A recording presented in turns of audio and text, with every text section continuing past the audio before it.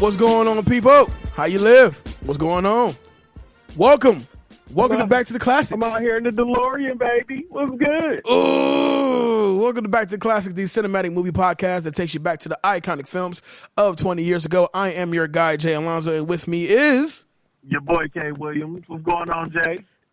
K, it's been an interesting last couple of days. I'm not gonna flex, man. I just got back from California. I met up with our guest today, which we'll bring him in 1 second. But I had the pleasure of hanging out with Johnny K and the And Now We Know show. That interview should be up today, if I'm not mistaken. So check that out. And Now We Know. We're going to have her on the show pretty soon.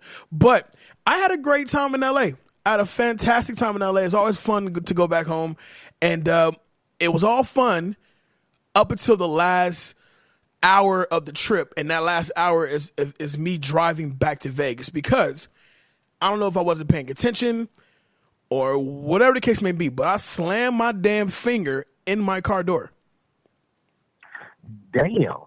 Yes. In the car door? In the car door. So it was like... so that was like a full throttle slam. Oh, yeah. Oh, yeah. I it was so many cuss words, man. Oh, my God. Like, I was cussing my ass off. Well, I was making up cuss words. Like, seriously. I bet. I said, what in the fuck shit damn is this right here? What is this? But the finger. Finger's good. Luckily, it's not broken, which is awesome. I didn't break it, but a lot of blood rushed to this index finger really fast. So when I got to Quick Care just to make sure it wasn't broken, she said, "Oh no, it's not broken at all." And they did an X-ray and all that, and it wasn't broken. So she poked me with a hot ass needle, and then so much blood started to ooze out. I'm like, this is like a horror movie in a sense. I thought I was gonna die off of total shock. Hell no. Off of total shock. Kay, what's going on with you, bro? Man, it's been a minute since I've been on. Let's see. We didn't shoot last week because I was out of town.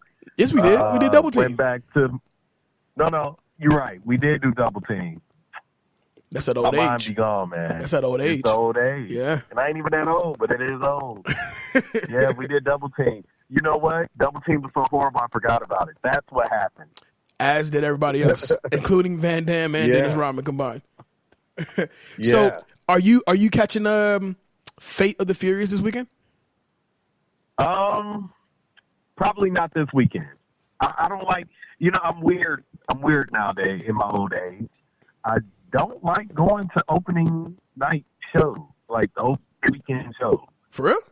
I like, I like for everybody to get their foolishness out, and then I go. Oh, man. So I'll probably catch it on, like, Tuesday. I look most forward to going to opening night, especially for a movie I'm really looking forward to seeing.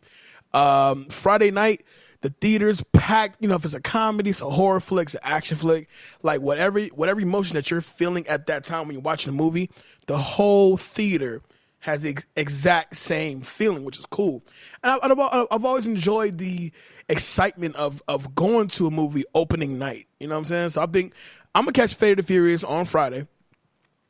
And what drops next week? I don't know. Something drops next week. But while we're on the subject of next week, ladies and gentlemen, myself and Kay Williams, we switched it up a little bit.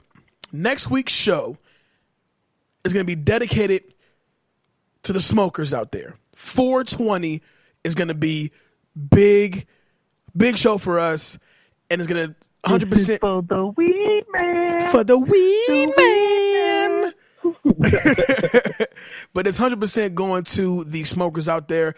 We're going to cover a movie that is very near and dear to every smoker's heart, and we're not going to say anything until next week. We normally announce the show on Tuesdays. But when you guys see the show, we see the announcement for this show, you be like, all right, y'all fools, y'all crazy for that one. But guess what? We're going to do it anyway. Next week's show is not for the Cheech and Chong because we love doing the older movie. Right. So it's definitely going to be an updated movie. Yes. But it ain't going to be Cheech and Chong. No Cheech and Chong. We're not going to do Up in Smoke for you. Although I did love the movie, it ain't going to be Up in Smoke, so don't get too excited. I kind of, you know what? Honestly, I feel like Cheech and Chong, though, fun movie. a bit after, a bit before my time. You know what I'm saying? So I can't necessarily relate to this movie as opposed to the movie that we're going to do next week. So indeed. So let the mystery build, y'all. It's going down. But in the meantime and in between time, I got to introduce our guest for today. This brother. Introduce him. He's a friend to the room now. He's now a friend, to the DeLorean, and he's gonna hop on every time he get a chance to. Ladies and gentlemen, actor, writer, comedian, all around good guy. Make some noise for Kenyon Long, y'all. Yo, what's going on, people? I'm stuck in this DeLorean, man. I was just trying to go to the Waffle House. Hey, man, that's after. We go to the Waffle House after, bro. That's true, man. What can I say? What's going on, people? So normally what we do is, once we take the ride down through the movie that we're going to do today, right after that, we go over to the Waffle House, get some pancakes and chicken and waffles and some gravy. Nah, man, it's too late for pancakes and waffles, bro. It's steak and eggs at this moment. Bro, it's never too late. Never too late. Never too late.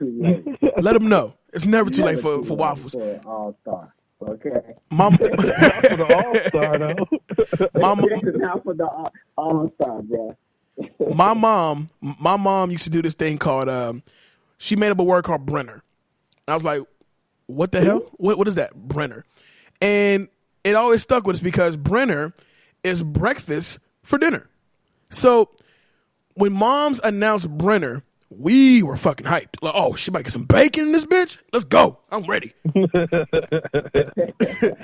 So, Kenyon, what's good, brother? How you doing, man? Hey, man, I'm doing pretty good, man. Just out here in L.A., man. Just a country boy out here grinding, man. Word. To compete with these young kids out here. Dig it. So, why don't you let the people know who you are, where do you come from, and what are you currently doing today? Oh, yeah, for sure, man. Well, my name is Kenyon. Yes, pronounced that way. It's not fancy. That's how it's pronounced. I'm originally from High Point, North Carolina. Shout out. All right. And shout out to everybody from North Carolina, the whole state, whole triad, But, yeah, man, I started acting back about 10 years ago, I think now. I passed my 10-year anniversary for acting. Nice. Congratulations. Yeah, thank you, man. Appreciate that. It's been a broke journey. For us all. Yeah, definitely. So, for me, man, it's just been a long journey.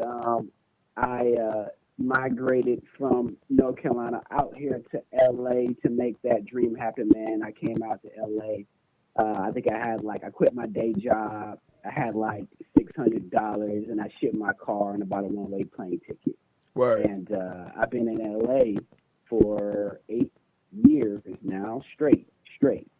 Okay. So, yeah, man, pretty much, comedy's been my thing, man, my focus. So I'm always writing sketches, been writing sketches since I got here. Since high school, I've been writing sketches. And, man, just acting here and there whenever the auditions come, but always never waiting for that phone call, man. So I'm always creating. Word. So pretty much, yeah, man, I've just been, writing, man, like crazy, shooting like crazy. And, of course, I get into later what I'm doing. But, yeah, man, it's been good, though, man. I'm just still grinding out here in L.A., man, and enjoying the weather, not missing the cold or the snow. Word. East Coast. Word. So, Kay, you probably didn't know this, but me and Kenyon was once a part of the same acting troupe, same acting class that was taught by a previous guest, Marcus Fulmar. Shout out to Marcus Fulmar out there.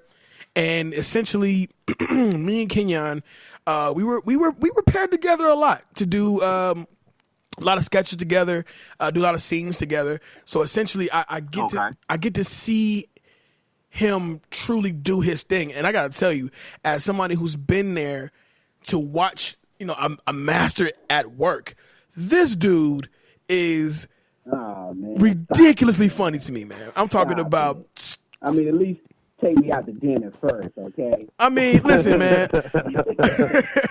You ain't cutting no check for me to say that. So look, that's how you know it. This is 100%, from the heart. This is a real thing. You know what I'm saying? So with that being said, Right, yeah. I am beyond proud of you to see what you have accomplished thus far. And I'm definitely looking forward to seeing what you do in the future. So with that, I want to ask you, what inspired you to get into comedy?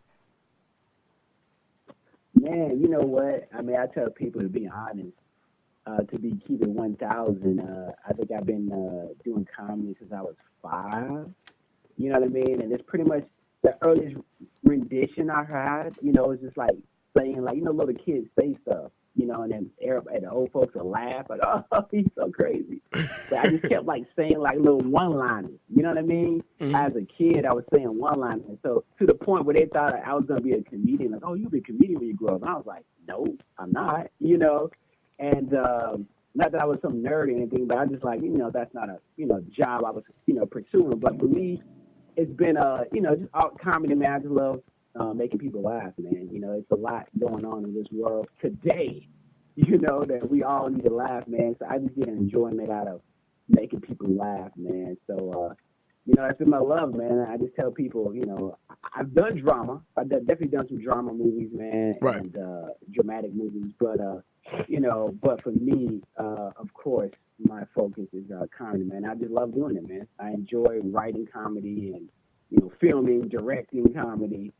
Yeah, man, that's my thing. Love it. And while I got a question for you. But before you do that,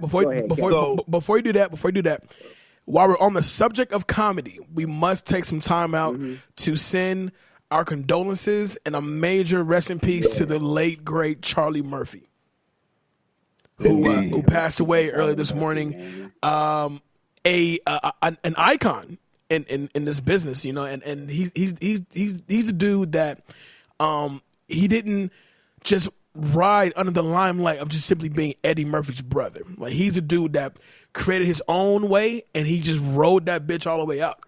So, I feel as if, like Chappelle Show, the Prince skit, the Rick James skit, those wouldn't be as iconic as they are without Charlie Murphy telling you that true Hollywood story. And true.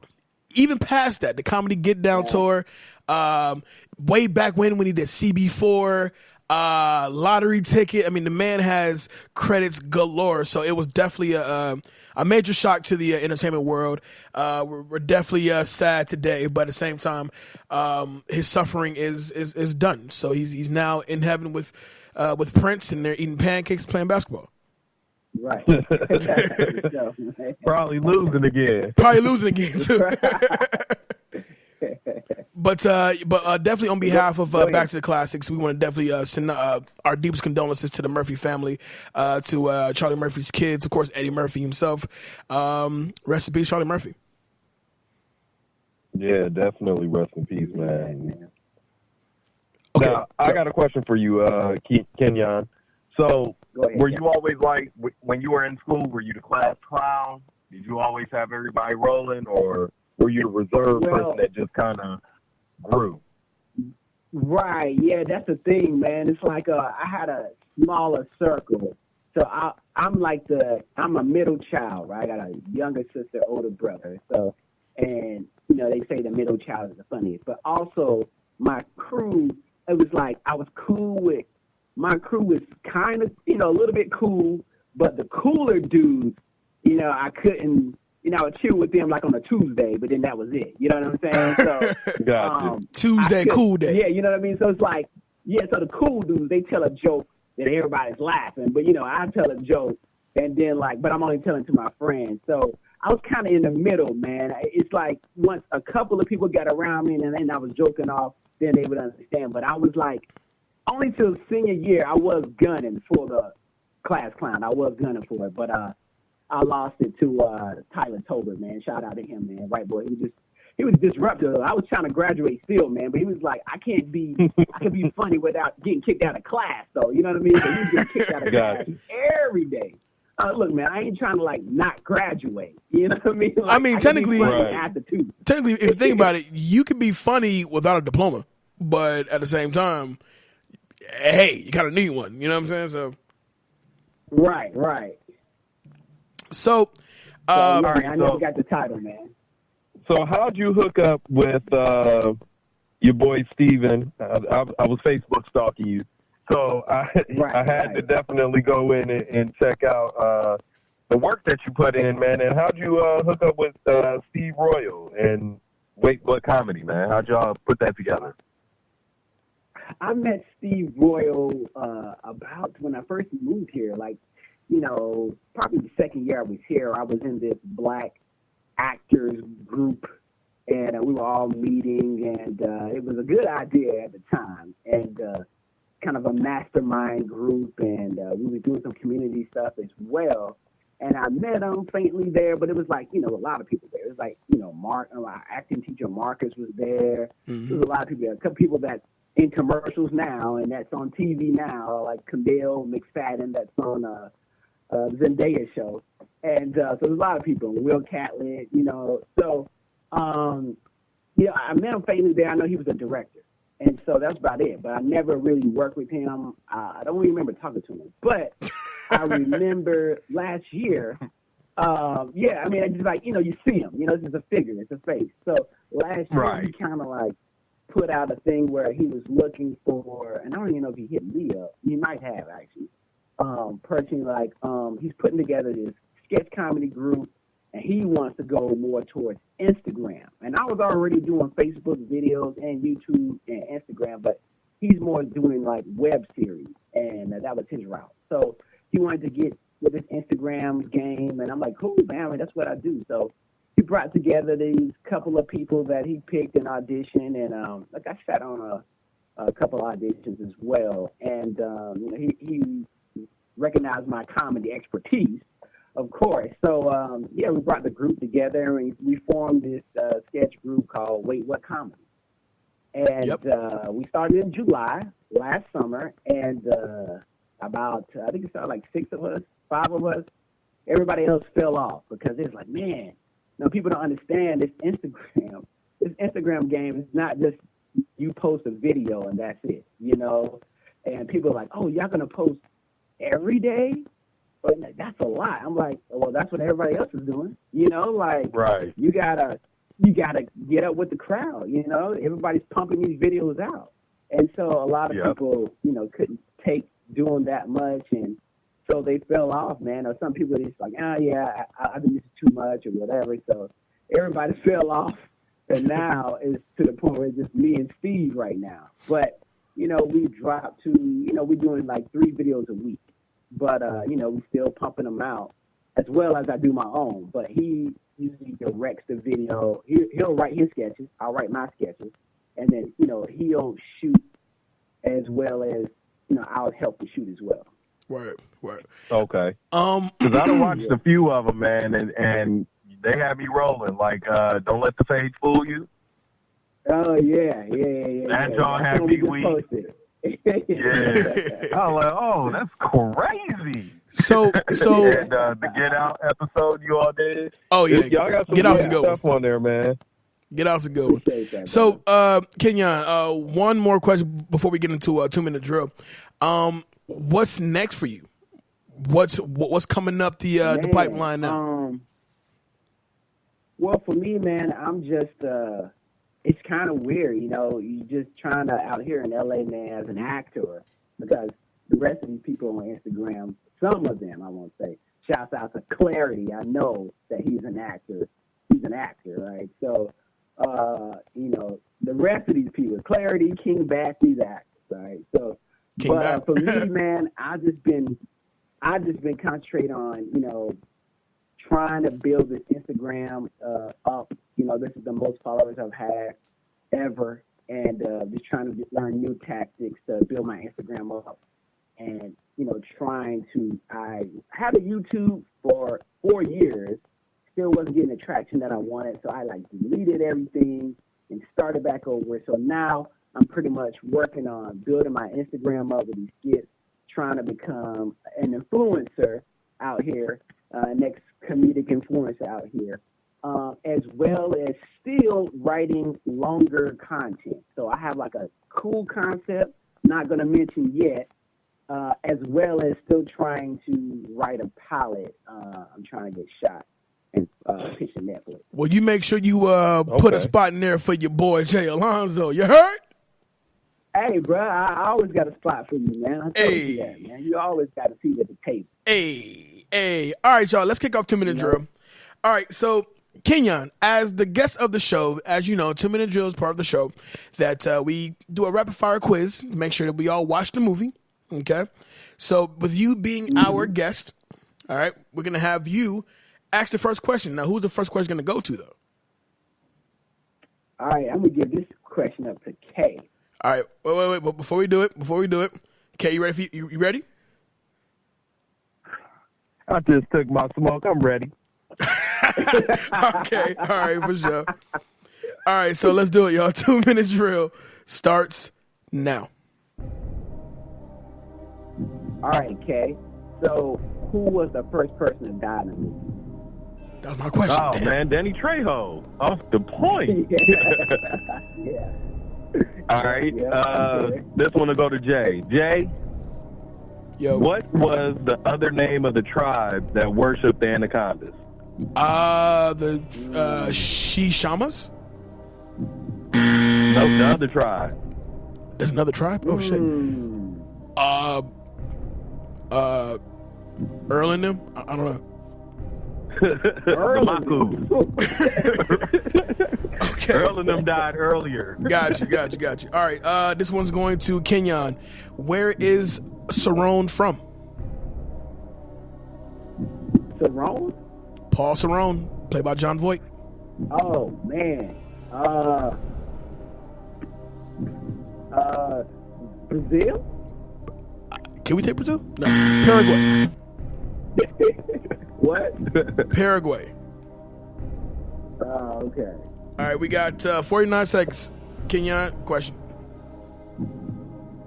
Oh, this is for you. Dang. Oh, how did Cerrone and the crew get past the bridge? Shit. Didn't they blow it? They blew it up, right? Yeah, I guess we can take that. Cool. All right, yeah. Yeah. All right, go ahead, guy. All right, this one goes to Kenyon. Don't judge me for it. 9 seconds. The Chimichama were known as what? The native people? Time. People of the myth. I think it's something to go see. I had ghosts. Well, from the sound of things, I got one right. Kay, did you get one right? Yep. And Kenyon got one right? Did I get one? I don't think I got one, did I? No, I don't think you did either. So I don't think you did. I know. I got 0, man. 0 right now. It's all good. All right, so let's kick this thing off, man. If you don't know what movie we're talking about, we're taking it back to 1997 with the horror thriller classic, or lack thereof, depending on who's watching it, Anaconda, the very first Anaconda. I was gonna say, was that a horror flick? I mean, It was supposed to be. There's some scary shit in there, you know. Yeah. Now, I'd have gave it a suspense thriller. I'd have put it in that category. Yeah, that makes sense. But you know what? I told you this the other day, Kay, and I'm going to openly admit this right now in front of the listeners, in front of our guests. Jay Alonzo is deathly afraid of snakes. I mean, deathly. I'm not even sure if I'm using that word right, but I'm deathly afraid of snakes. Like, But you're from California. Yeah, totally. Because, listen, and you know what? And I think when this happened to me, I think you was with me, Kenyon. We was in Hollywood. I think it was me, you, and Kobe, I think. We were in Hollywood, and it was this dude walking up and down Hollywood with a big-ass boa constrictor on his neck, right? And it was this guy. Okay. He was drunk. And he just, like, for some reason decided it would be a smart idea to talk shit to the guy with a big-ass snake around his neck. I don't know why. So So the guy is like talking shit to the dude, and the dude's like, I'm telling you, man, look, leave me alone. Leave me alone. I'm telling you, I'm warning you, leave me alone.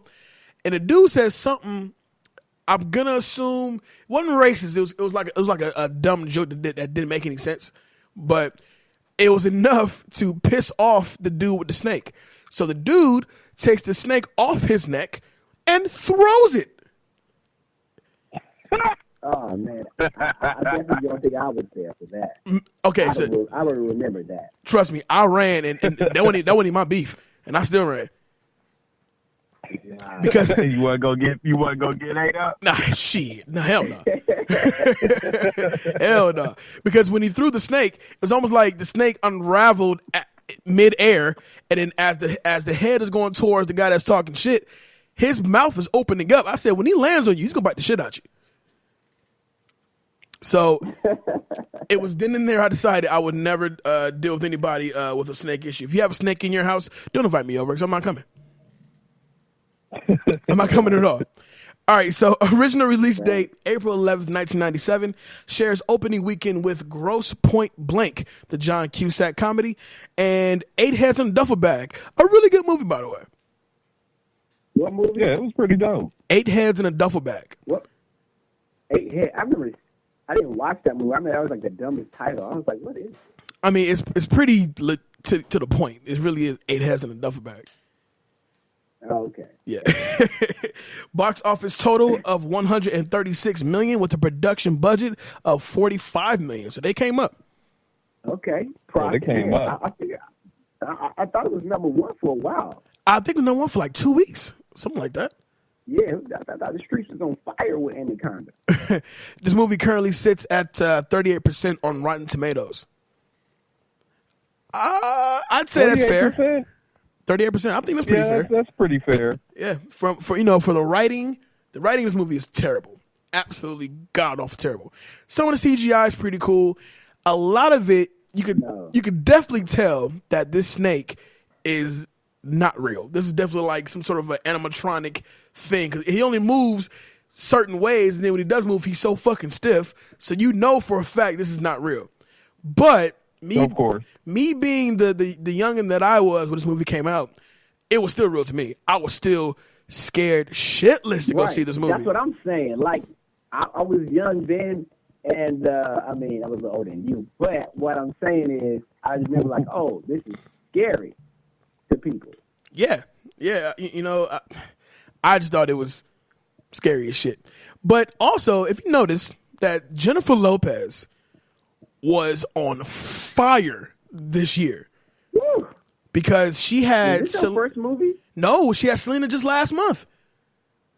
Selena came out just one... Selena came first.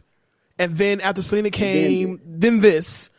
And I think after this was Out of Sight with George Clooney, like later on in the year. Yeah, she was killing them. And she had Diddy that year too, right? That's what Diddy had Diddy that year, right? Diddy didn't come to like 99. Yeah, the Shine era. Yeah, and shooting up shit. Yeah. Right. Okay, so this is just fresh J-Lo starting her acting career, and she's on fire. Yeah, she's still like post In Living Color, post Fly Girl era of J-Lo. Yes, she definitely not a Fly Girl. I got a scene to talk about, but I'll save it. I also felt, though he kind of seemed out of place, Ice Cube is in it, and he holds his own. Owen Wilson is in this movie. Hey, they had like low key. They had an all-star cast. I mean, if Danny Trejo didn't die in the beginning, and he actually was on the crew, I think if they would have switched Mateo with Danny Trejo, it'd have probably been dope. Nah, but this was a young Danny Trejo. It was. It is. Young, it was fresh off the security guard into an acting spot, like Danny Trejo. I was like, that is a young Danny Trejo. Like this nigga been old for like the past 15 years. Man, yeah. But now and you look better the older he gets. Because the young Danny Trejo, that nigga look crazy. Hey, that's that San Quentin. Like 2 wrinkles. That's that San Quentin Danny Trejo right there, for real. So, but let's be real. You had Owen Wilson is in this movie. You had Eric Stoltz is in this movie. Jonathan Hyde. Yeah. I mostly know Jonathan Hyde from playing either the dad in Jumanji or playing the butler in Richie Rich. Shows my age. Yeah. And, Yeah. and you know, That's all right. this movie. I remember when I first seen this movie. No, better yet, when I first seen the trailer for this movie, you could just tell, like the way they set these characters up. You could just tell who's gonna bite it for sure. Like, oh yeah, Mateo, you're out of here. Owen Wilson, you're out of here. That one chick, yep, you're out of here. The asshole British dude, you're definitely out of here. Like, you could just clearly tell who's not gonna make it through this movie. But the surprise is, the two minorities make it through. Right. But you know what? You know what I noticed though, and I was talking with my girl about this. Every movie Ice Cube has done, where you think he would have died, he's never died in a movie. He don't die. I think that's in his contract. You ain't killing me off. That's got to be in his contract. Ice Cube, because Ice Cube was the hardest rapper when I was growing up. He was my favorite rapper, and he was the hardest rapper because he had the hardest eyebrows, okay, in the world. That scowl. It's like, oh, we can't. I used to practice in the mirror Ice Cube eyebrows, okay? And so, but crazy point here is that I auditioned for Straight Outta Compton, but I couldn't do Ice Cube. I was like, oh, dang, I know Ice Cube. That's all I grew up on. But wow. I did Dr. Dre and made it to the second round. But I'm just like, yeah, I did Dre. I made it to the second round. You know what's funny? I read for MC Ren for Straight Outta Compton, right? Now, mind you, in real life, MC Ren's like 6 feet. You know what I'm saying? But right. I guess if Tom Cruise can jump off a plane and shit, and he's like 5'2", I should be okay. Right. I should be A-okay. So, yeah, I did make it to the second round, so congrats to you on that. But, you know, whatever. Moving on. Oh, man. So let's get into this movie, man. Yeah, Ice Cube, it had to be an oxymoron. Like, okay, we can't kill the hardest rapper out right now. He has to stay alive. Exactly. So the movie opens. They're shooting this documentary about a long lost Indian tribe. It's called the Shiri Shamas. Yeah, the Shimmy Shamas. Yeah, People of the Mist. People of the Mist. And they're on the Amazon River. Jennifer Lopez plays Terry. Terry, yeah. And Terry. Mm-hmm. Members of the crew is Danny, played by Cube, Denise, played by Carrie. I'm gonna fuck her name up. Woover. I'm totally fucking her name up. Whoop whoop. You have the sound engineer Gary, played by Owen Wilson. You got the host, if you will, played by Jonathan Hyde. Then you got the professor, anthropologist, played by Eric Stoltz, and then the boat skipper, Mateo. And so it sets up the characters pretty well. I mean, they're not very flushed out characters. You could tell like they've never seen nothing quite like this. But you know, I also believe that this movie had a boring ass opening. Personally, you don't think so? You didn't like the what is it, the roll up of the intro? Talking about anacondas. Oh, the Star Wars scroll? Fuck no. Yeah, there you go. The scroll up, the Star Wars scroll up. Nah. I don't. Nah, I'm all right. That's an homage, right? Nah, man. Because like because really, if somebody in our age range would have wrote that's literally one sentence long. Like a big ass snake in the river, and they trying to go catch it. The fuck's their problem? Anaconda. So. Well, I mean, you would hear stories of people catching big alligators. You know what I mean? White people love catching big alligators and taking a picture of it. Big sharks. Yeah. So this is just another movie about trying to catch some big animal. One white person is anyway, and trying to have it as a prize. Right. Sell the skin for some ends. That's not like prostitution. I ain't gonna lie. That's why I appreciated Ice Cube being in it, because he gave some real ass, reactions towards the whole situation. He was Hell like, they out here. In the beginning, he was like, it's beautiful out here. I love it. Then when John Boy rolled that snake skin, he was, nigga, snakes out here. It's snakes out here this big? Yeah, the fuck?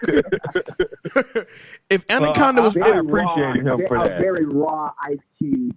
I don't know what movie this was for him. What number is this? Number 3 for him, maybe?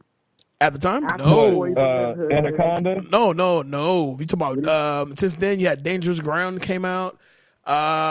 Dangerous. He Boys in the Hood. 3, right? He did... Higher He Learning. did Boys in the Hood in 91. He did Trespass. Yep. In 92. He got, what was that? The Glass Shield back in like 94, 95. It's like 96, Okay, 95, 96. Like 4. Okay. And then Friday, of course, came in 95. Then he did Higher Learning in Friday. Mm-hmm. Okay. So he's been around for some time. Okay, yeah. Yeah, he had a few under his belt. Because I know after he did this, the year this came out was the year Dangerous Grounds came out, where he played the African, yeah, going home to bury his father, looking for his brother. Where can I find my brother? Yeah. Where can I find my brother? Came out.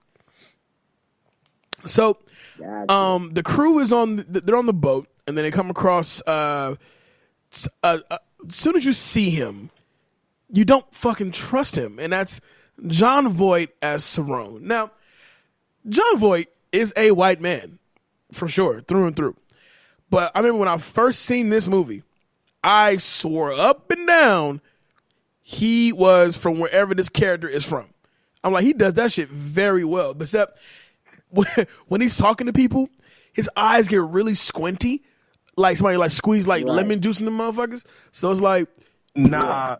But okay, so let me say something about this, because I done watched a lot of John Voight movies, and his eyes don't normally be like that, right? They don't. All his movies. They don't. But in this movie, I swear to God, he was a perv from beginning, from the jump. He was a pervert. The way he kept staring at J-Lo, I ain't gonna lie, I'd have probably been a pervert like that too when it came to J-Lo. J-Lo had ass. He was just a little over the top with his. In this movie. I mean, the way he kept staring at her, like, with the squinty eyes, bro, it kind of creeped me out. Mm-hmm. I was like, bro, stop staring at me like that. Like, why you got to always stand him towards the audience? But he had the sun in his eyes a lot. Yeah. Like, the visor bad as shit. Okay, so that's what we're gonna put it on. We're gonna blame it on the sun. Yeah. Or blame it on the sun. Or lemon juice. One of the two. But if you notice that his character in this movie resembles a lot to his character in Deliverance years ago. Yes. I'm like, he's the same fucking dude from Deliverance. He's just bad now.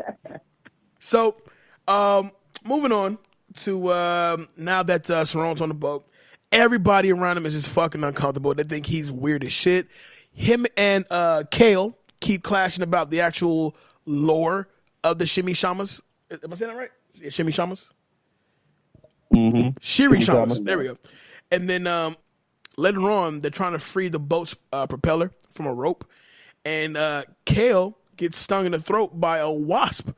I'm like, how in the hell did that even happen?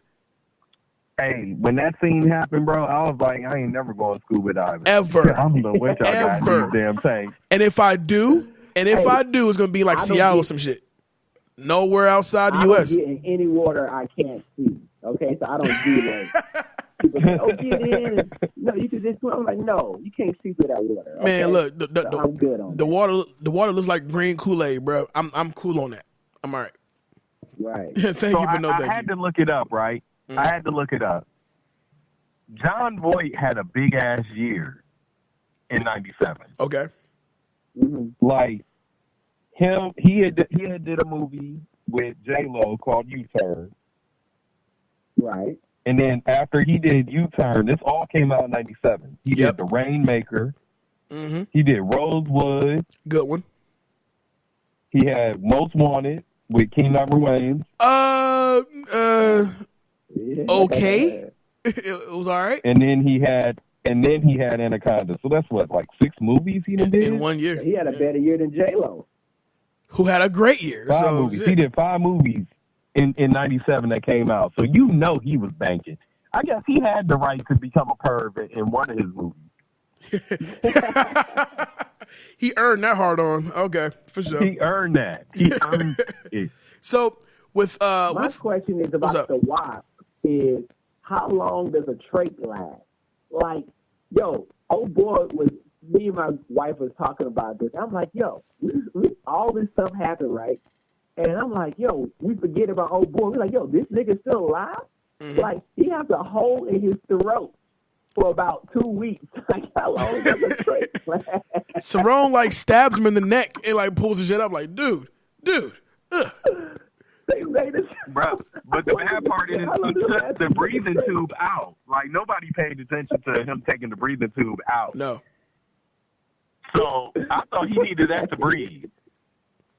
Right, exactly. We need to get an EMT on the show, bro. We need to get an EMT on the show just to talk about some of these movies. Well, well. Have one on set. If we had an EMT on the show, he would pretty much deny every single thing that we've seen in this movie. Like, nope, that's not right. Nope, that ain't right either. Nope, nope. It's okay. Okay, so when he gets stung by the wasp, right? It's not really made official that he's like the leader of the crew, but once he is down, and then Cerrone becomes, he takes over the ship, and everybody now works for him now, and then that's when we find out his true objective, which is to capture this big ass snake. Right. And I think that was the same time we got that crazy scene with the anaconda that killed the jaguar. That scene makes my skin crawl because it's such a really hell yeah. I ain't gonna lie, I rewound it just to see it. It makes my fucking skin crawl. And the reason why is because the only real good color or light you really get is the color in the jaguar's eyes and the fucking snake. And that's it. I would hate to, yes, I would hate to be in that situation. Right, hate like, it. They just left the eye there. Like, dang, y'all just want us to know he was looking. That's protein you left on the ground there. Better get that eyeball, boy. Good eyeball. Shit. I'm mad about the protein. I ain't even gonna lie to you. Finish your dinner. All right, so we got the anaconda that killed the jaguar, and I'm glad y'all said it was a jaguar because I thought it was a panther. You know what? Okay, so I put that in my notes. I thought it was a panther too. What's the damn difference? Right. A cat is a cat. Hey, look, the black cat. We'll just go with that. The difference is one of them will have a car made after them. That is true. And the other one, panther. And the other one is a whole revolutionary group named right behind that. So they both kind of win when you really think about it. Right. All right. So the next scene we see is raining, and we see the snake totem, mm-hmm. and this is when we find out, what's his name? Mateo. Cerrone. No, Cerrone? This is when we find out Cerrone's true intention of catching the snake. He also tells the story of the Shimishama and them worshiping the anacondas as gods. Then we also move on to Gary and Denise getting chased at night. First off, they get chased by a boy. What was they? I'm gonna tell you something. This is some white people stuff here. Y'all are in the middle of the jungle, okay? And y'all think this is a romantic time to knock the boots. What are you thinking? Man. Hey, I ain't gonna lie. Denise was cute. I would have tried it too. Bruh, but see, they went too far out. That's the problem. If a girl I was digging, or was my actual girl, and we're in this Amazon jungle, hey babe, let's sneak out this way and get a little frisky in the jungle. Bitch, no, I'm not doing that. No, I'm not, because I'm afraid of snakes, and I know for a fact there's a big ass snake out here, and he's looking forward to killing somebody, and it won't be me. Now that's my point. You all just heard a story earlier this day about giant snakes that are roaming in the fucking jungle. The exact so jungle you you're all decide to go out when it's pitch black. and try and get it in. Right. That's the hell y'all deserve. But they were trying to get sound ADR for. Nah, fuck that. Some environment sound. They need some environment. Her blouse was out. She was trying to get a different sound. It wasn't that. She's trying to get the sound. Right. So you got them killing the boar. That's food for a week. Right. Then you got the wall of snakes that gets blown up. Yep. Now, the baby. While the doctor is out, okay, he's out cold. No trank in his throat anymore. Right. He really is dying. I don't care what anybody say. He died. He died as soon as he got back to America. He died, but they won't show you though. But my thing is, nobody paid attention to the story that was told the previous day. He told them that a wall was built that was supposed to be as tall to block out the sun. Mm-hmm. Ain't nobody pay attention to this wall they just ran into? No, not at all. Nobody caught on to that. No. Then they blow up. And this shit pissed me off in the movie. They blew up the wall and lose all the oil. Yes. All the gas. Yes. Ain't nobody think about getting their ass in that water to pick up a barrel or two? No, there's a fucking anaconda in the water, man. Okay? So, hey, man, if they didn't listen to the story about the wall, they damn sure forgot about the anaconda. Shit, I didn't. I didn't. Don't look to Jay to do nothing that involves me getting that damn water. I'll tell you that much. No, sir, not me. Okay. Yeah, you couldn't pay me $1 million to get in that water. Hell no. Hey man, they should have paid me because my ass. The moment I would have been the closest thing to the barge, to the boat. And I'm telling you, if I'd have felt a fish rub up against my leg, I'd have been out. But I'd have tried to grab a barrel. All in there though. The babies were all in there. So, yeah, those babies weren't big enough to take me out though. Oh no, I'm kicking them motherfuckers off top. But so I want to touch on this one thing. So, it gets to the point to where everybody on the boat, it's just mass confusion. You know, everybody knows that Cerrone is up to something, right? But he manages to kind of convince Owen Wilson's character to kind of like side with him because, like, how dope would it be if we got him on tape capturing this big ass snake? And you know, they're there for the Indian tribe and all that jazz, but they're you know, it eventually becomes like, well, I think we should help him catch the snake. It'll be good for our careers, da da da. Mind you, your team captain or whatever he is to you is in the bed right now with a fucking hole in his throat that Cerrone created. Now, if that don't tell you something, then you're bound to die. At least that's all right. Yeah. So I'm gonna touch on that. You ready? Mm-hmm. Fuck the nigga in the bed. We about to get this $1 million. That's what was going on at Owen Wilson's mind. We about to get paid. That nigga dead anyway. Fuck it. So, all right. I mean, I ain't gonna lie. I was kind of with him. You know what I'm saying? He was like, shit, we not gonna be able to record the people of the mist. Nigga, let's capture something on film. While we out here. Exactly. And who's gonna believe us saying we caught something bigger than 40 feet? Nobody. Right. Because you won't tell nobody because you're going to die. You going to die. So later on that night, the Anaconda that tells you I'd have been the dude that died in the movie. Oh, yeah, for sure. All you think about is money, so you're going to die first. So the Anaconda actually attacks the ship, the boat, right? And at this time, basically it grabs the same dude, grabs Gary, you know, the dude that's been down with Cerrone this whole time, grabs Gary, chokes the shit out of him, and then eats him, right? Oh, no, you up too far. Word? Yeah, back that up. You got to back up a little bit. Right now is when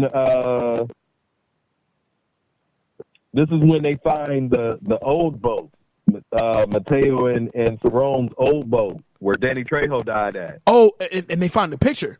They find the picture of Cerrone. He finds that picture. Mm-hmm. Yeah, he found that picture and put it away. Yeah. Yep. And that's when he gets that big box talking about his treasures, and he unrolls that snake skin. It says that the snake skin he just unrolled was 3 or 4 years old. Is snakes out there this big? Nigga, I would have left then. If I was Cube, I probably would have swam my ass back. Like, no bullshit. It's snake. You just unrolled this shit, nigga. I catch y'all niggas on land. Holla. It's like, and I'm out. he unrolls it and it still rolls. Feel like I shouldn't be here. Like I feel like I don't belong here. This is no. I don't belong here. I don't belong here. And then while they're leaving, Mateo gets killed by the Anaconda. Which I ain't gonna lie, the first time I rewatched it, it kind of shocked me because I wasn't ready. I really wasn't. And I was like, oh shit. Oh damn. Yeah. Okay, he's dead. Mateo. Okay. He was just with us. But I mean, Cube attempted to go back, but he didn't go that far. He went like, all right, Mateo. Nope, I don't hear him. Right, going I ain't going too far in. No. But he did go in and grab and see his flashlight was sitting there, so he did go a little too deep. Right. He broke the code. He broke the code of a horror movie. He went too far looking for white people. So right. Okay, so now we're at the point where now the Anaconda has now attacked the boat, and Gary gets killed. Yeah. We're at that scene. The boat gets hijacked officially by Cerrone. Mm-hmm. And this is when they're fishing for the Anaconda. He shot that damn monkey. Monkey ain't did nothing to nobody. I mean, shot that monkey. He was in the wrong place at the wrong time. Can't do nothing about that. Right. There's too many of them. He just losing the population. So Denise is obviously devastated because her boo, her bae, just died in front of her. And, so this part right here, this part's crazy because Cerrone does the most asshole of assholes prayer to this man. You know, ashes to ashes, dust to dust. He's dropping the leaves, he throws the whole fucking branch like, all right, fuck it, he's gone anyway. And he like moves on and shit. I'm like, when did you become King Dingaling? You know what I'm saying? What kind of weak prayer was this? I thought you used to be a priest. You're supposed to care about this type of shit. My thing is, ain't nobody catching this shit on tape. So what? I said, my thing was, ain't nobody catch that shit on tape? Nope. Nigga, somebody just died. I'd have had that bitch on film, so when we go home, ain't nobody gonna blame me for his death. Okay? Like, oh, here it is right here. I'm zooming in. There's the snake. And there's my love being eaten like a motherfucker. Oh, you know what? Also, a part I thought was hella cool, but they didn't really focus too much on it, and I'm glad they didn't. Is that once he's grabbed Gary and they're in the water, and then you see Gary's body flowing through the snake inside the snake. Oh yeah. I'm like, bruh, that was dope. Scary, but dope. That was one of the great dopest things. Like, oh man, his body is still in the snake. You can see his face his face imprint on the snake's body. Like, oh shit. So also after that, this is when Terry and Danny and Westridge, they concoct a plan to fool Cerrone, to kind of tie him up, and I don't think they thought that far through as far as what they were gonna do once they got him tied up. But they concoct the plan, they knock him out, tie him up. But back it up. Actually, they had J-Lo seduce him with some skin-colored lipstick.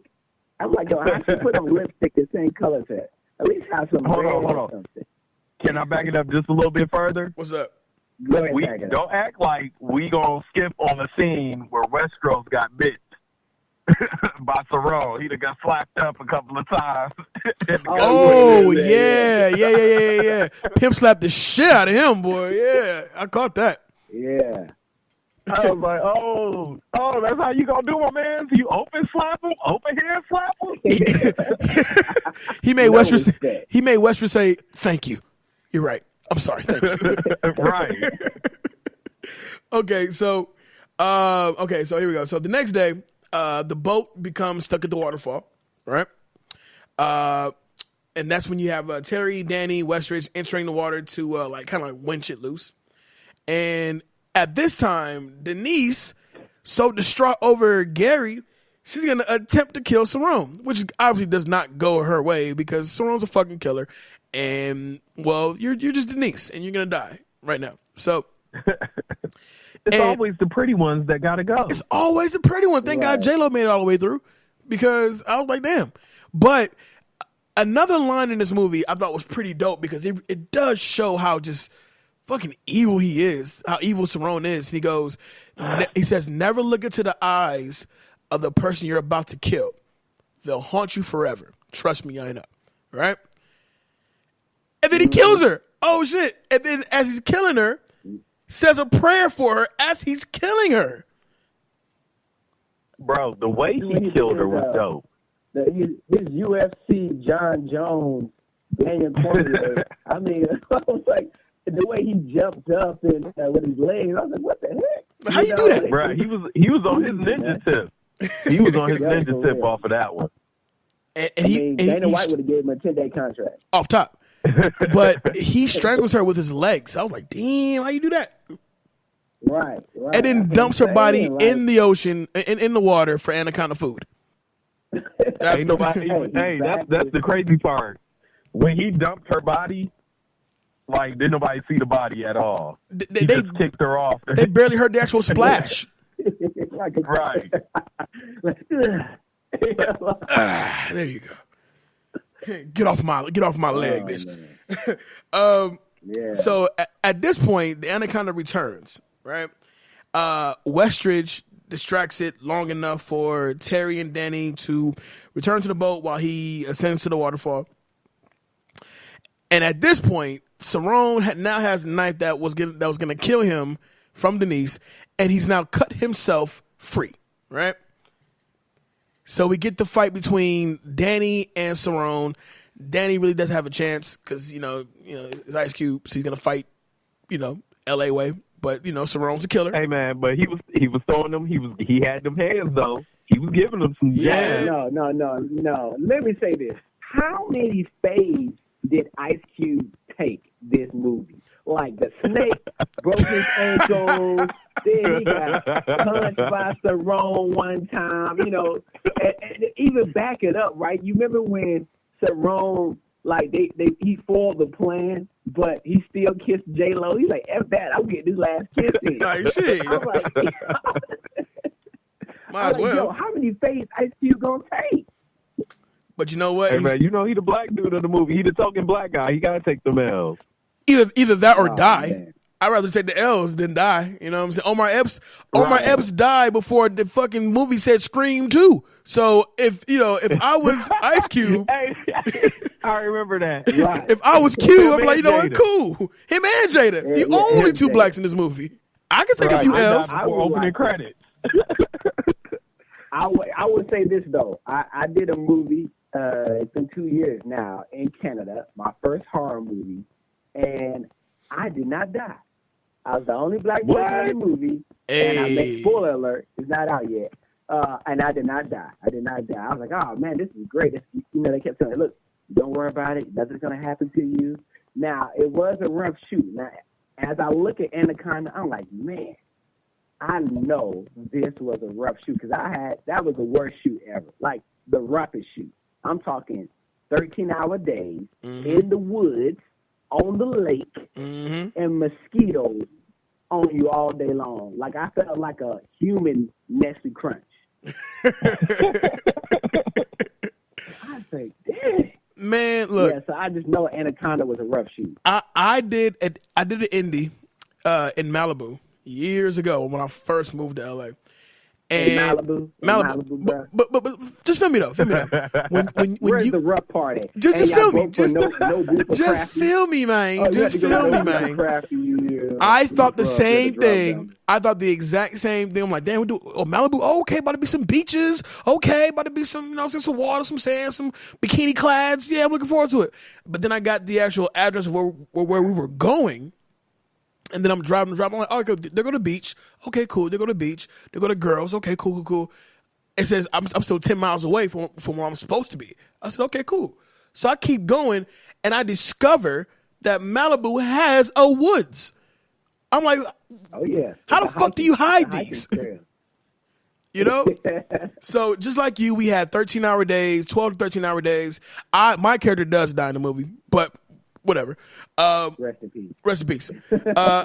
But I feel you. It's human outside. You got bugs on your ass like they came with you, and it's just, dude, it's a horror shoot. So I can only imagine how hard it was to shoot this movie. Yeah, I was. But guess what? They got paid millions of dollars, so I didn't. You know, like, I'll take all the mosquitoes for a couple of M's. You feel me? Man, all I got was a damn SAG voucher. Shit, I don't care. I'll take the Anaconda up my ass for a couple of million. not that big ass Anaconda. Are we ready? Is the camera rolling? Because I'm ready to go. I'm ready to do this. You better get it right. So at this point, Westridge is killed by the Anaconda. Hey man, the way he died, bro, I think he went out like a G. He did. He had us come up. He tried his damnedest. Because I did the same shit. Well, fuck it. This motherfucker up here staring at me face to face, and I'm about to take this dive. Oh, yeah. I didn't like the way they killed him. No, you don't. Right.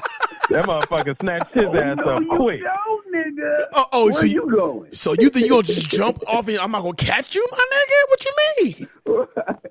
Bitch, I'm that 5 of you. That remind me of Don't Be a Menace to South Central. I drink your juice in the hood. When Shorty was getting it in the mail truck. Oh, no, nigga, you ain't going nowhere. You ain't going nowhere. Okay. So Westridge gets killed in the fall. The snake coils itself around Danny, and that's the one time I thought, oh shit, Ice Cube's a goner, because now the snake's on his ass now. He's a goner. He's out of here. He's definitely out of here now. Yeah. But once again, shout out to Ice Cube's agents. He's not getting killed in this movie. Hey, I need Ice Cube's agent when I start acting. Man, if I had Ice Cube, I need that in my contract. What was he on the call sheet, man? I feel like this movie was really marketed for Ice Cube. Like, I feel like he was the main person. I remember, younger in the 90s, I was like, yo, they was really putting him out there like, oh, it's Ice Cube. And, I feel like it wasn't about J-Lo. It really wasn't about John Boy. I feel like he was really like the main promotion tool for this movie. Well, I kind of feel like this movie really had no star. I mean, it was just an ensemble cast. No, because in the 90s. Yeah, you're right, in the 90s, but Owen Wilson wasn't that big back then. No, he wasn't. But J-Lo was just getting big. Well, J-Lo's fresh off of Selena at the time, so she was big. J-Lo had just became big because she had did Selena. So so she's just now getting big. John Boy's been around for years. Q's been around for years at this point. Eric Stoltz's been around for years at this point. Like so it wasn't really a whole lot of fresh faces in the movie. The movie itself is an ensemble piece. You know what I'm saying? Like no. That's how the casting. Yeah, the casting. Yeah, for sure. All right. Well, let's move on. I'm moving on. So at this point, Danny does get bit by the snake, only to be shot in the head by Terry. But that's right. J-Lo saved that ass. That's right. Save your fellow person of color. Look, J-Lo shoots the snake right in the head. Right, you see the pieces of snake head fly off. Mm-hmm. Why is it when we see, and this is a conspiracy theory now, why is it when we see the snake again with J-Lo or Danny and her, the snake has no shot to the head? I think they established that it's more than one out there. It was two snakes, right? It was definitely two for sure. Okay. Yeah, it was only two. The one she shot with Danny was the warrior snake. Right. And the only reason why I know is because Cerrone says it after she blew his head off. After she killed my warrior snake. He was like, "You killed the warrior snake. You killed the warrior," and that's when Dr. Steve came back and saved that ass with the tranquilizer. Who at this point we thought was dead. Right. That's what I'm telling me. My wife was like, "Yo, this nigga's still alive." Like, how is Dr. Steve? Yo, you in a coma every other day. How you get out of a coma, get up with your hole in your throat, have enough energy to stab Sarone. Not only that, where he find the tranquilizer? Not only that, but not to mention, once he finally stabs Sarone with the dart, Sarone has just enough strength to turn around and like literally puncture the same wound that he created earlier in the movie. Like, he dips his thumb all in that motherfucker's throat. I'm like, whoa, wait a minute. So now I'm thinking, he's gonna die for sure. Now, can he lose consciousness again? Right. It's too much. He just falls like he's back into a coma. I'm like, for real, he's not gonna die. He's not. Not at all. Die. Okay. Not at all. So you need more rest. Minorities are trying to stay alive, but the white man's gonna stay alive too. Okay.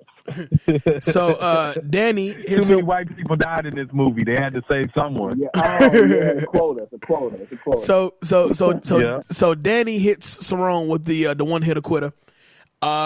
And Sarone falls into the water, and of course the dart comes out of his back. So we know we'll see him again soon.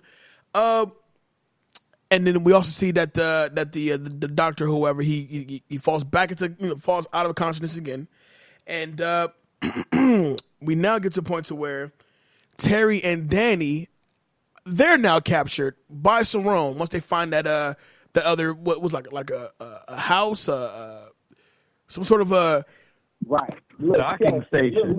It was like a docking station, right? Maybe, yeah.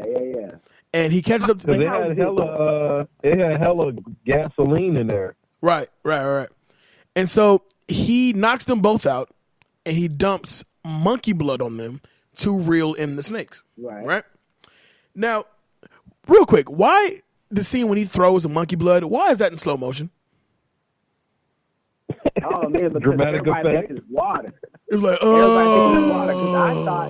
I thought it was water, and I remember rewatching it. I'm like, that's right, it's monkey blood, because you hear the sloshing and stuff like it's water. And normally in movies they like toss water on you on a criminal that's being held and wake up. But he's about to say, he's like, it's time to wake up, and he tosses it. It's like not water, it's blood, and not just blood, it's monkey blood. Monkey blood, and that's just like foul. You know what I mean?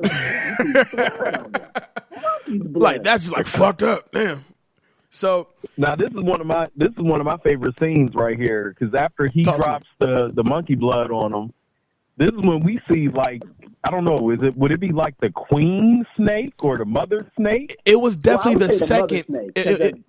It was a second larger anaconda, bigger than the one they killed earlier.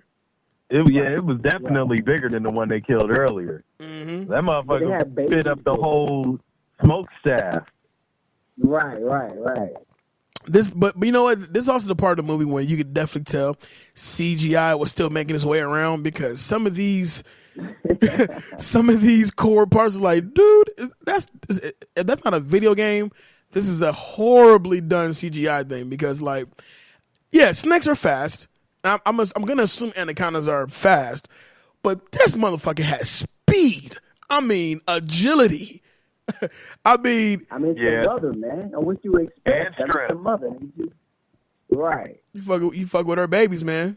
Damn. So now it kind of made me wonder. It made me wonder: is this the snake that killed Danny Trejo in the beginning? I think so. I think so. But we didn't get to see it, though. No, we didn't. Right, we didn't get to see it. First off, let me go back to the beginning real quick. All right, the way Danny Trejo died, he went out like a punk, okay? Because I don't know if y'all paid attention, but Danny Trejo took one shot of his 6-shooter at the snake. He didn't even hit it. He shot the step. He shot the step. Yeah. Like, bro, you got at least 5 more shots, bro. You could have at least took 3 of those 5. You know what I'm saying? And save 2 for yourself. Right. Man, the director didn't pay me to do that. The director didn't pay me to do that, so I didn't do that. I just shot what I could shoot, and then I met my fate. So they gave him them 2 bullets left. You got one for the snake and one for you. You choose. So okay, so real quick, let me ask y'all this: after he throws the monkey blood on them, all right, and then obviously, Danny looks up, Terry looks up, and then you see the big ass snake coming through. I'm gonna assume the roof. And this scene, okay, so the whole plan is to reel the snake in, to wrap his body or her body around Terry and Danny, right? And then that way Cerrone can actually capture the snake while he's eating them, right? Mm-hmm. Right. What makes the whole thing funny is that even in real time, right? Even in real time, like I would shit my pants. I mean, doo completely. Yeah, all that. No doubt. No. I'm with you. Because the moment I would have saw that bitch falling down, see, this is where you could tell it was not Danny's true self. Because he looked up and said, "Oh shit, look at that," and stood up. See, me, I'd have been like, "Oh shit, it's a fucking snake." I shot myself and then passed out. That would have been a true reaction. It's a fucking snake. I would have been dead. I would have been dead in the horror flick. I'm sorry. Oh shit, it's a killer clown. Nigga, shit myself, pass out. That'd have been like a key trade. Shout out to it. So the snake, the Anaconda is able to break free, right?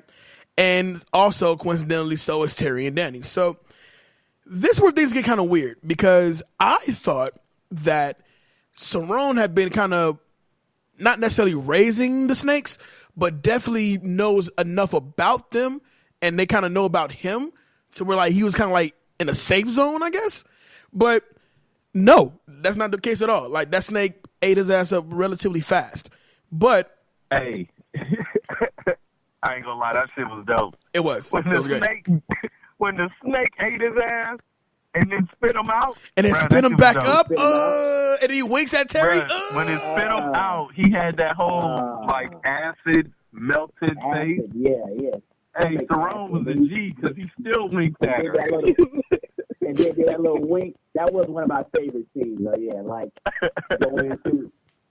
going at the camera into the snake's body, right? The shot of the camera going to the snake's body, and then spitting him out, and he had that wink, he had that acid on him, like Bruh, that shit was dope. Because Cerrone knew I ain't gonna make it, but baby, I'm still thinking about that kiss. Here's the wink. So listen. So I may look like melted glue, but damn it, that kiss gave me everything. So here's this wink for you before I die. Right. I came back for you. just to give you this wink, okay? But so Terry finds a nest of baby anacondas in the building. So as if your day isn't already fucked up. So you have one huge anaconda, and then you got anacondas in training in a whole different room. So it's like, what the fuck? Like, you can't escape this. You know what I'm saying? So, but the anacondas in training. Yeah. I'm mad about that, bro. So the snake arrives after regurgitating the still twitching Cerrone, which is the most uncomfortable thing to watch, actually. Chases Terry up that smokestack, right? And then Danny traps the anaconda by like pinning its tail to the ground with like a pickaxe. Right? Yeah. Pickaxe. Yeah. Yep. And then Danny ignites the fire below the smoke shack and burns the snake alive. Hey man, that snake was big as fuck, bro. It was. That snake was big as fuck. To be all the way at the top of that fucking smoke shaft, and then still being pinned to like the bottom, bro, that snake big as fuck. That's worth more than a couple of million. But that bitch had to go. You had to go. So that shit had to go. So the whole place goes up. Like the whole place goes up, right? As we expected. Hey, hold on, J-Lo barely made it out that motherfucker she too. With barely got out. She need to be in the gym. She need to be in the gym. How about this? This is what I'm trying to figure out. When she looked, and Ice Cube says, Danny says, "Hey, jump." He says, "No, it's too far." Well, now when she looked down, the camera shows that the lake is a little jump. It's a big jump. It's a big jump. Right. But when the smokestack blows up, she just literally, you see her drop straight down. Yeah, she doesn't jump. She just lets go. Into the lake. She just lets go. What? So I was like, how'd she make that jump, though? How'd she make that jump? How she missed the ledge is the question. Because when they did the first look down, it was a ledge there. Yeah. That was a little far. The lake was far. The lake was far. Yo, that's a tough jump. You got to jump out far. You really got to She got to, like, jump. She had to, like, push off the shaft. Like, leap off. Yeah. Like she had to put Simone Biles off the smokestack, okay, to get into the lake. And she just dropped straight in. I'm like, okay, come on now. She's like, fuck that. I'm not down today. Ah! You know what I'm saying? So, all right. So as Terry and Danny recuperate, at the nearby dock, the Anaconda appears one more good time because we know he or she's not dead right then and there, but they appear one more time, and then Danny gets that maul, that splitting maul, and then all of a sudden just chops the motherfucker's head off. Smooth. Well, no, he just kind of just chopped him in the head, right? Yeah, I think he just chopped him in the head. Right, he stabbed it in the head, and it goes down. Yeah. And they call him a bitch on the way out, L.A. style. That was from LA shit? Okay. LA style. One time. Afterwards, Terry and Danny, they reunite with Kale, who I thought was dead the whole time, but he's still moving around. You forgot about him. Yeah, exactly. I guess he's revived, I guess, on a boat. But as they flow down the river, they accidentally locate the natives that they've been looking for the entire time. And instead of being like, hey, we found them, but fuck them, I'm going back to the U.S., I don't care about them anymore, they still decide to go ahead and film it and get what they can get from, this group, this fucked up trip. Man, all the stuff they went through, and they can gotta come out with something. Right. You gotta come out with something. Sure you ain't come out with a big ass snake, so you gotta get something. I came out with my life. Right. The God damn boss it. paid for their trip down there, okay? So you gotta come back with something. So that's the movie. You can't just come back to the boss and say my whole crew died fucking with these anacondas. Right. So what you got? I got my life right now because my whole damn crew died. So let's take it back to Blockbuster. And you ain't got proof. Anything? Right. Exactly. You ain't even got proof of the anacondas. So we gonna take them that snake skin? Like, whoa, why you got your drapes on my flow, man? That's not drapes. That's anaconda snake skin, man. Exactly. That's the movie. It's from Burns and Colfax. Yeah, exactly. That's the movie right there. Let's get into takeaways, man. We got about another 10 minutes left on the show. Let's get into takeaways. So, Kenyon, as our guest, we're going to start to you with takeaways. Who is getting your That Guy award? Of course, you know what I mean? The triple OG, man. Ice Cube is that guy. Yay. All right. Yay, West Coast, All right. So, Ice Cube, he took his fade. Like I said, he took a lot of fade, But did you die? Also, you guys didn't talk about the strategic marketing as we talk about being a brand and having placement. All right, Ice Cube was playing Mac 10. Mac 10 for life, and I don't even think it was out at the time. That's in my quick hits. I feel like this movie came out before the song came out. And I was like, yo, but I knew who Mac 10 was, of course. And Ice Cube was playing a Mac 10 song, like looking out for your boy and getting him a placement in the movie. Too bad. It's too bad it didn't last, though, because they're not even cool anymore. Hey, man. Mac 1-0, man. So who's getting your That Chick award? Come on, man. J-Lo? The Fly Girl? J-Lo, man. Okay. We have to talk about one of the best. Am I supposed to talk about some of the best things right now? Can I just add something in there? Not yet. But we're coming. Not yet. I'll wait for it. I'll hold it. Okay. So J-Lo, she's a Boricua from the Bronx. She made it. She survived. She's tough. That's why they wanted to show. Right. So she still made it. Jenny from the block made it through the Anaconda. From the block, man. Of course, man. Trust me. I've been to the Bronx. It ain't easy. All right, so this is rough. Yeah, this is rough. So who's getting your This Fool award? Man, this fool. I think I'm sorry, but Owen Wilson. Oh, really? Him and his nose? Yeah, man. Just from Gary, just from trying to have sex in the jungle, man. Like pretty done. Not a jungle, not even just a jungle, but a jungle that you've never been to. Exactly. You know what I mean? Like white folks get comfortable easy, huh? It is anything. Oh, this is nature. This is fine. This is for us. No, it's not. This is the boars and the snakes and the jaguars' neighborhood. This ain't your neighborhood. And even the jaguar scared of some shit. So you in the wrong place at the wrong time. Right. What are you cutting out? Man, maybe I think the length of it was just a tad bit too long. Maybe like 20 minutes too long. It was already like an hour 27 minutes long. The movie was only an hour 19. Really? So you long. So you want the movie was an hour 19 minutes. You want Columbia Pictures presents Anaconda, the Cube and them show up, Snake shows up, boom boom, that's the movie credits. That's what you want.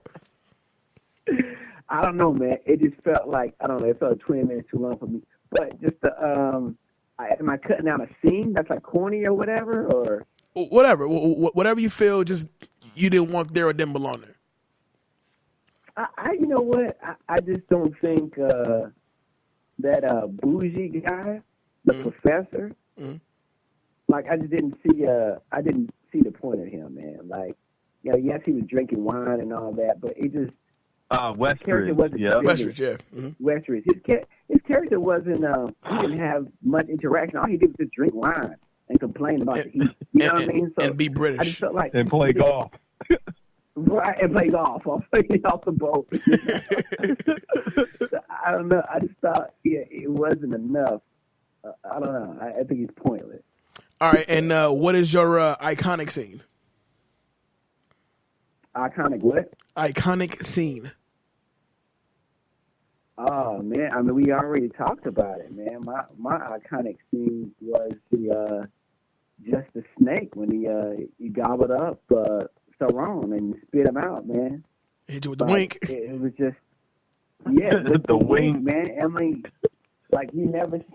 This is what we taught in high school and stuff, that snakes swallow whole. Elementary school, they swallow whole. And he just swallowed a human whole and spit him out.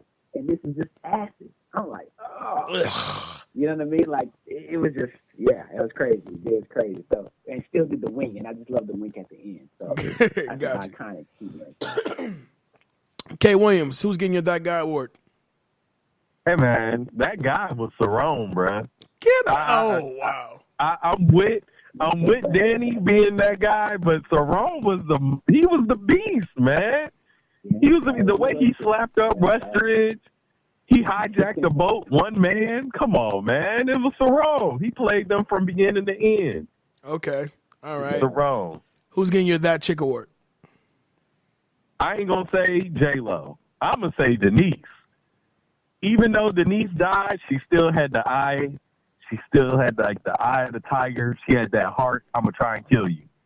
You killed my man. So you got to go. She was a down-ass chick. I'm going to give it to Denise. That's full award. Westridge. Westridge was the fool, man. He was a bitch through the whole movie, bro. He was more feminine than the chicks that was in there. Okay. Man, he's just high class, man. He's just British. It's all good. He's just British. He was too soft for the Amazon, bro. He was too soft. All right, so cut that out. I can't cut anything out, man. If I was to add something, it'd probably be more snake attacks. But the movie was already short. So, I mean, it was an hour and 19 minutes. If you cut anything out, we'd be looking at credits, and we'd have been looking at the scroll up in the beginning. And the credits. Attack in the middle and the credits at the end. Hell yeah. Let's do... money on CGI. Let's do an iconic scene. I'm with Kenyon on the iconic scene, man. When the mother anaconda ate Saron and spit that ass out, he gave J-Lo the wink. Like, baby, I'm coming for it. Yeah, that's the iconic scene. In this life or the next, God damn it. I'm gonna get another kiss. For me, That Guy award goes to Danny because he keeps it real. West Side, West Sea of Leonia. you know, yay, and he knew as the only black man on this whole expedition, he's not going out. No. So I salute Danny for that. That's my That Guy award. My That Chick award is going to Terry because Jennifer Lopez is fucking fine. Hey, she's just fine. Nothing wrong with that. Nothing wrong based on what I'm saying? The movie off of her look. I mean, I knew she wasn't gonna die. She got top billing. Her name was the first on the actors list. She wasn't gonna go nowhere.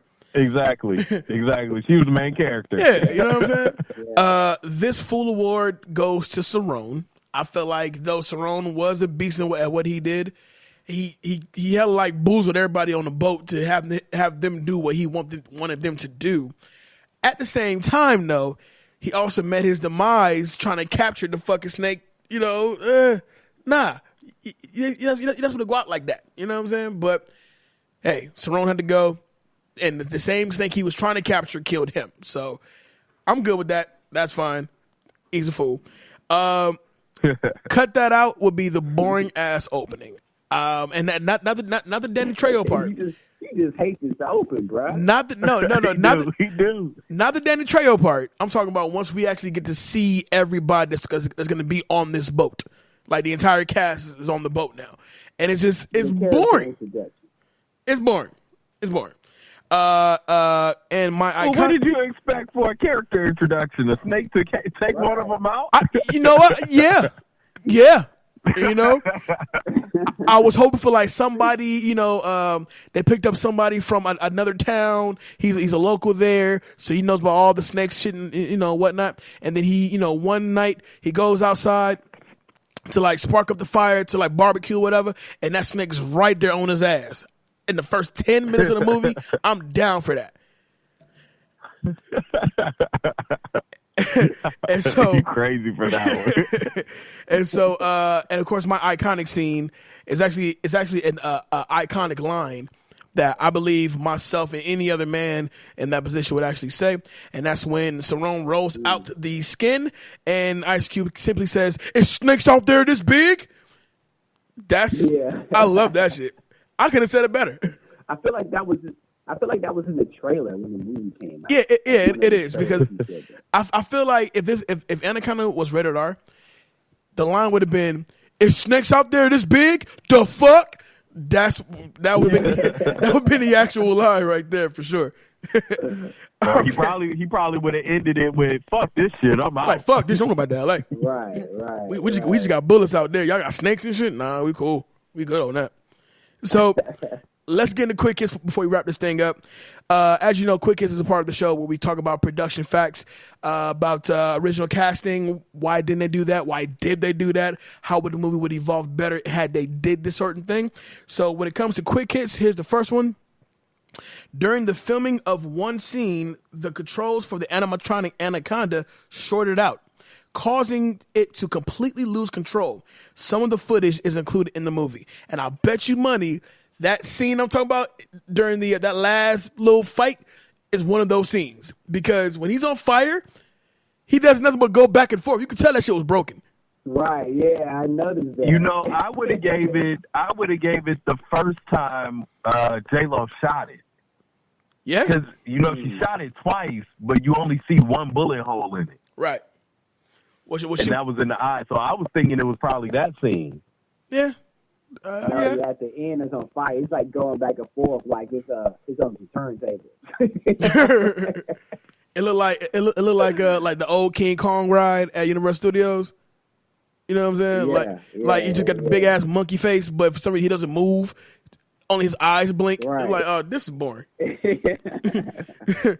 The Amazonian. Get me off this ride. Yeah, get me off. This is bullshit.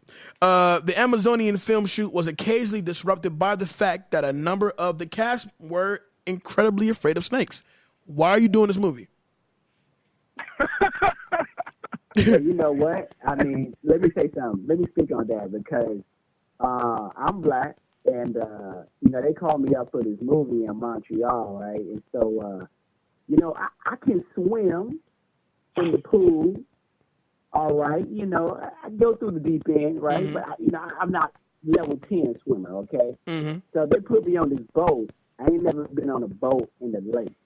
and the director was like, "Yo, are you okay?" He's looking at me like freaking out because it's like we got two paddles. It's me and another dude, and they on the ground in the woods, and we pulling up. We got to paddle towards them, and then the dude is in the water coming to kill us. And they're like, "Look, man, you look really scared." I was like, "Yes, because I ain't trying to fall in this lake." Damn it! So it actually works good on camera if you actually are afraid, for horror movies anyway. Okay.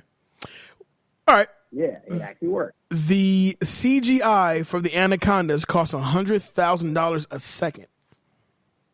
Shit. Did you just say $100K a second? $100K a second to build fake snakes that may not work. The whole budget on CGI, man. Yeah. This film. And that was when CGI sucked. Oh my God. CGI just came around. You know what I'm saying? Like they just got hot. This film is listed among the 100 most enjoyably bad movies ever made in Golden Raspberry Award founder John Wilson's book, The Official Razzie Movie Guide. Really? I don't know about that. I mean, I wouldn't say it was in 100 enjoyably bad movies. Hell, right. Double Team took away 4 Razzie Awards when we talked about it. Kay, stop comparing Double Team to Anaconda. Double Team's a shit movie. If you don't believe me, listen to the last show. It's a shit movie. Yeah. I won't say this movie is the Geely of horror movies. I'm not going to say that. He took it there. I'm not going to put that on Anaconda, man. I like Anaconda. The Geely of horror movies. Jesus Christ. Right. All right. Last fact of the day. This movie contains 2 allusions to Ice Cube's musical career. His first line of dialogue is "Today is a good day," referencing to his 1992 hit "It Was a Good Day." Then there's also a scene of him listening to Mac 10's song "Faux Life," which he co-wrote. That's right. Mm-hmm. Oh, Promo, baby. Perfect. Promo, baby. Perfect placement. Well, that's it. That's all we got for the show today. Special shout out to my guy Kenyon Long. Thank you so much, bruh, for coming on and hanging out with us. I appreciate it, man. This has been so fucking fun. You got to come back and do another one with us, man. Oh yeah, definitely, man. I had good fun with you guys, man. Appreciate it, K. Brother from the South, you know what I mean? It's great to be on here, man. You're jumping into DeLorean, man. Still ain't made it to the Waffle House yet. Nah, man. But, man, we about to put some gas in this and head over there, the light just came on, so, hey. So, Kenyon, let the good people know where they can find you, brother. Yeah. Yo, you could definitely find me on Instagram where I'm grinding hard every week at Kenyon Long, Kenyon. And also starting my YouTube channel back up, and that is Kenyon Long at YouTube. And also check me on Facebook as well for longer content, facebook.com/Kenyon Comedy. Hell yeah. Kay Williams, let the good people know where they can find you. I'm on Instagram and Twitter. Look, I'm trying, people. I'm trying. Okay? Stop lying. You don't tweet. I don't do the Twitter and Instagram. I don't tweet. You don't tweet. Do better than, but you can find me there. If you tweet me, I'll probably respond. You know what? I'll say this. I'll say this. Kay's the type of Twitter person that once he finally, he finally gets into tweeting, and then he gets pissed off because he only gets so many characters.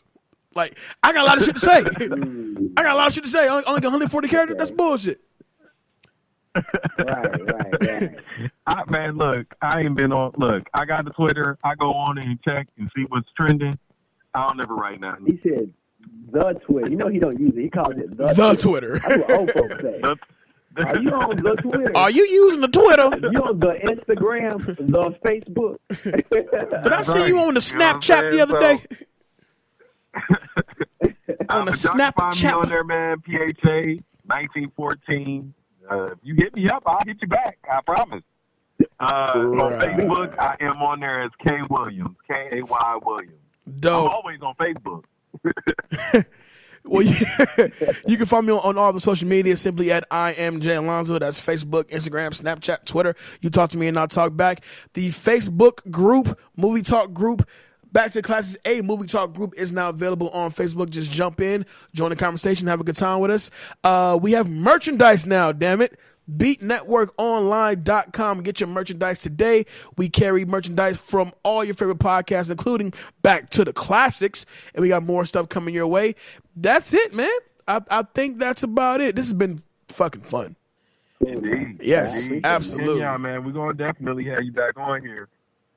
Hey, man, I appreciate it, man. Anytime, man. I'll be here for you. As long as I know the movie, man. But, yeah, it's all good, man. It was fun, man. So, Kenyon, I'm gonna call you for Homicide, okay? Homicide. Yeah. Give us free. We figure we can get real black on that one. Oh, Homicide. I ain't gonna lie, I thought he said homicide too, though. Right, yeah. Homicide. Give us free. Wow. Anyway, this is Back to Classics, y'all. We out of here. Peace.